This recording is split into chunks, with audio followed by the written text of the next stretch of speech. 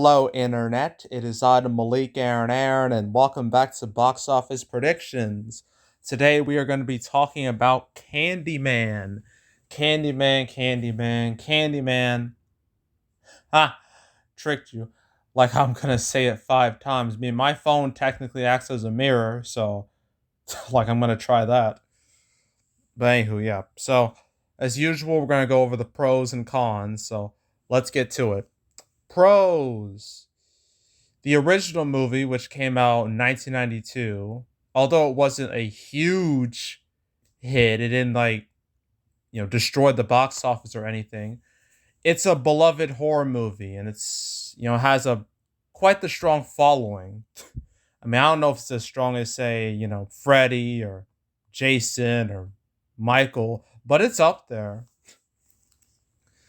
And the fact that people still talk about it a good 30 years after it came out shows how much people love that movie. So making a direct sequel to it, not a reboot.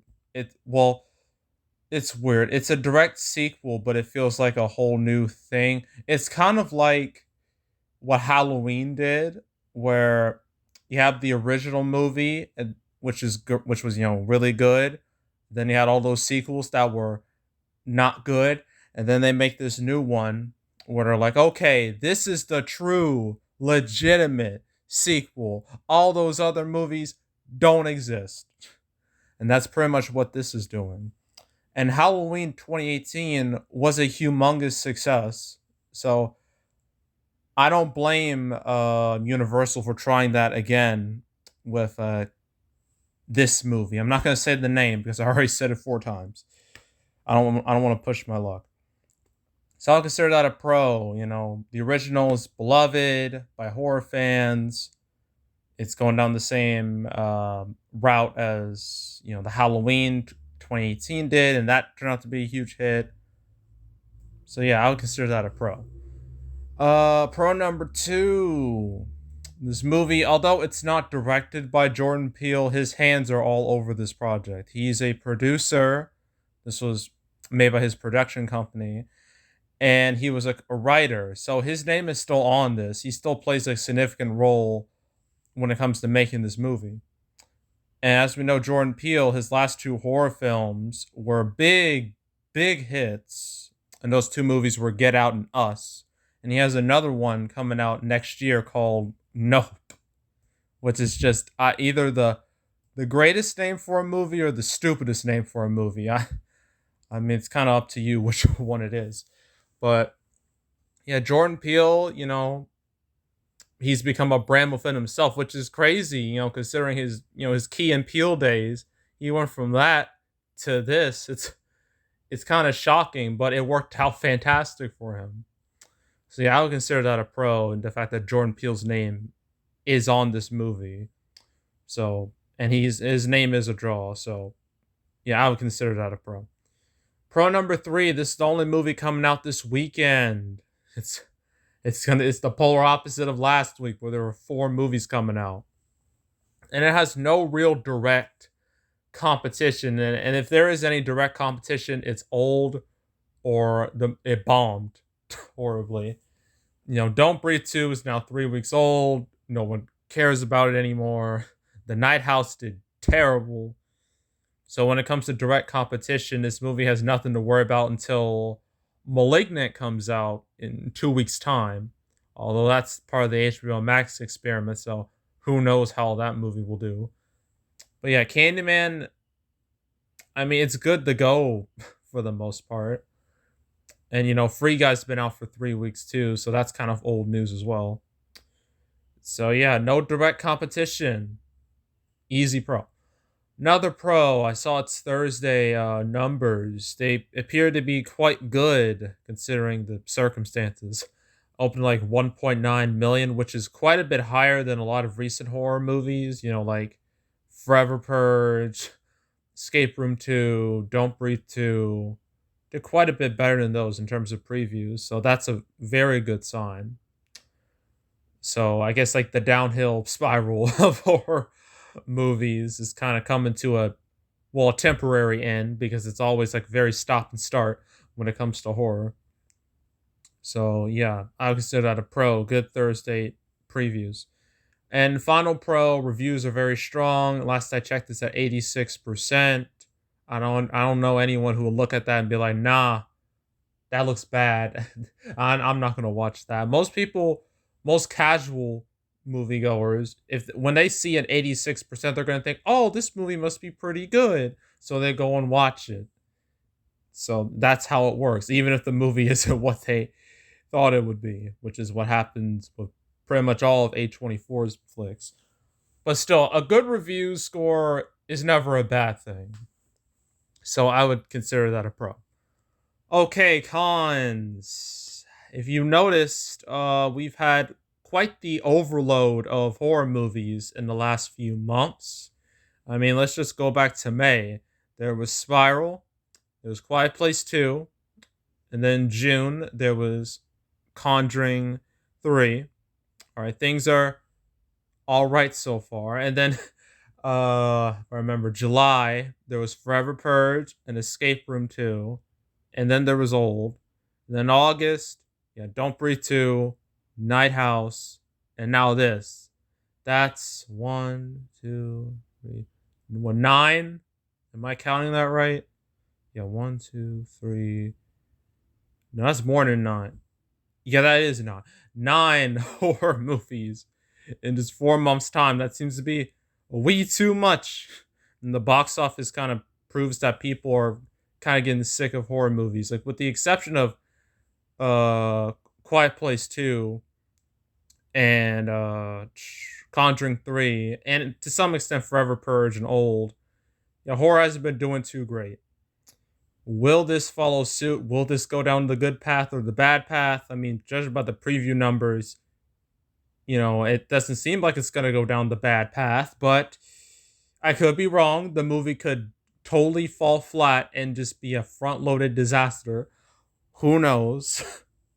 But yeah, an overload in horror movies is never a good thing. So, or overload in any genre is never a good thing. So I would consider that a con. Uh, Another con. Trying to think of any other cons. Hmm. Gosh, it's hard to think of any. Well, I guess the whole this movie's been delayed quite a few times. It was supposed to come out in June 2020, then got pushed back to September, then October, and then it finally got pushed back to now.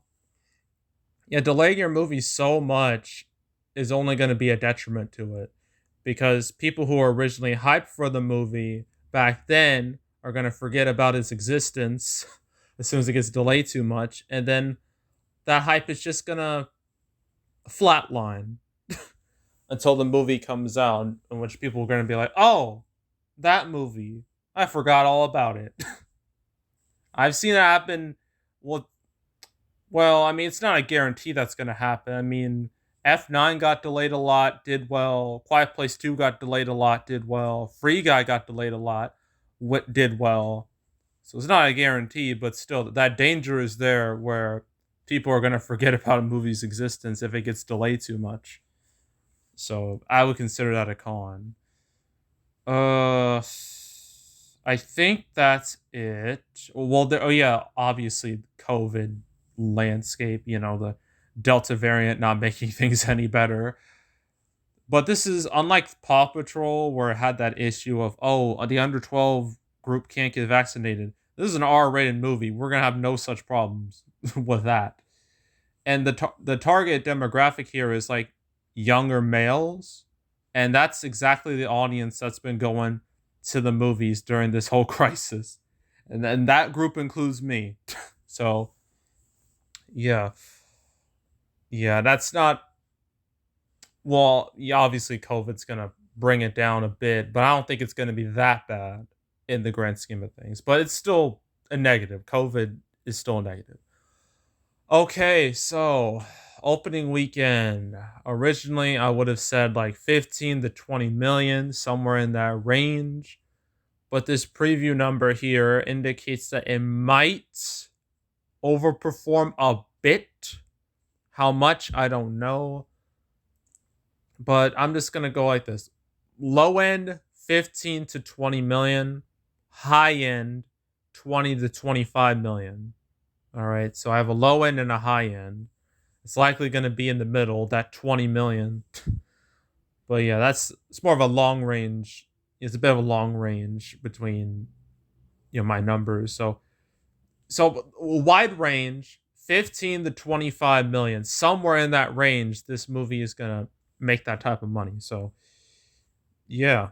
And then overall, I don't know. It could be super front loaded. uh I'm going to guess 40 to 50 million depending on how it opens. Maybe 60 million if it opens like at the high end of my numbers. But yeah, it'll at least do better than most horror movies nowadays. So it has that going for it. Plus, it's relatively cheap. It's not too expensive. It's like 25 million to make. So it'll be fine. It should be fine in the grand scheme of things. So yeah, that's Candy. I didn't say the name, so I literally saved myself right there. I saved myself. And that's the end of August. It was a weird month, to say the least. Definitely an unexpected month. That's going to be fun to recap. Next week, we start September. We start out with a bang with Shang-Chi and the Legend of the Ten Rings. That is going to be very interesting, to cover and talk about, see if, like, has the MCU, is the formula starting to fade, or will this be a success like all the others? I don't know. We'll have to wait and see. But yeah, that's going to be interesting to talk about. And yeah, that's it. That's all. Make sure to subscribe, like this video, leave a comment, turn on notifications, share the whole drill. Want to check out more videos like this? Got a playlist on the homepage with all previous prediction videos I made this year, from the big movies to the small movies to the mid-sized movies. Cover them all. If you want to watch any of them, go right ahead. There's also the canceled series where I go over movies that were supposed to come out but didn't. I just did one about Addams Family 2 getting the whole PVOD theater treatment, and Venom 2 possibly being delayed again, but I think that just may have been a false rumor. I'm starting to think it may have been a false rumor because I've heard nothing from Sony. They haven't said anything. So it may have just been a BS rumor. I don't know. But as of right now, Venom 2 is sticking with that October 15th release date. So it could change, it could not. I don't know at this point. It's impossible to predict these things. But if you want to watch any of the past canceled videos I made, I've now made 75 episodes. You can go right ahead. There's also box office recaps, box office recaps where I go over the box office results for any particular month. August recap will come out sometime like late next week, probably after Labor Day, because I'd rather do it after the holiday. I don't know. It'll be in early September. I can tell you that much. It'll be early September.